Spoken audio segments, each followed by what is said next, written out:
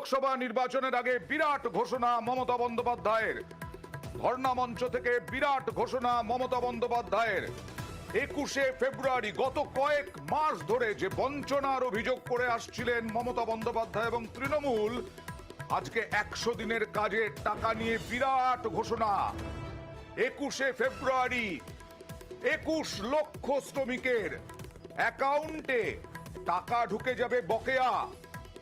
আবাস নিয়ে এখন বলবেন না, বললেন পরে বলবেন। হ্যালো ভিউয়ার্স, আমি সম্রাট সুরমা ভারতে তোমরা দেখছো আমার এসএম টেকনিক্যাল চ্যালেঞ্জ এবং আজ তোমাদের সামনে খুব গুরুত্বপূর্ণ একটি আপডেট কিন্তু আমি নিয়ে চলে এসেছি।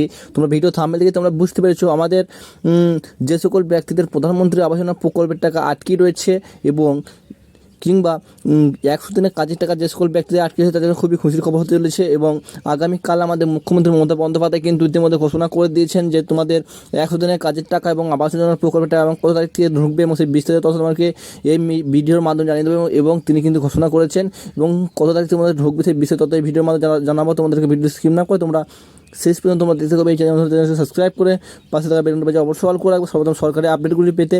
এবং চলো জেনে নেওয়া যাক তোমাদের কত তারিখ থেকে 100 দিনের কাজের টাকা এবং প্রধানমন্ত্রী আবাস যোজনা প্রকল্প টাকা কবে থেকে ঢুকবে সেই বিষয়ে তত এই ভিডিওর মাধ্যমে জানাবো। চলো ভিডিওটি স্কিপ না করে তোমরা দেখতে পাবো। চলো কি বলা হয়েছে আপডেটে জেনে নেওয়া যাক।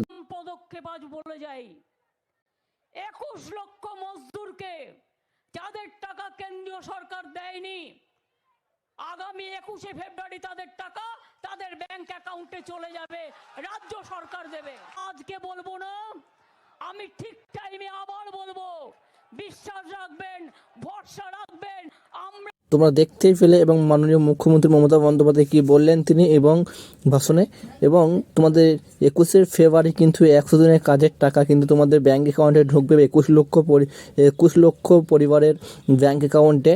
এবং আবাস যোজনার প্রকল্পের টাকাও কিন্তু কয়েকদিনের মধ্যে তোমাদের ব্যাঙ্ক অ্যাকাউন্টে ঢুকিয়ে যাবে এবং তিনি ঠিক সময় হলে তিনি ঘোষণা করবেন এবং তিনি বললেন।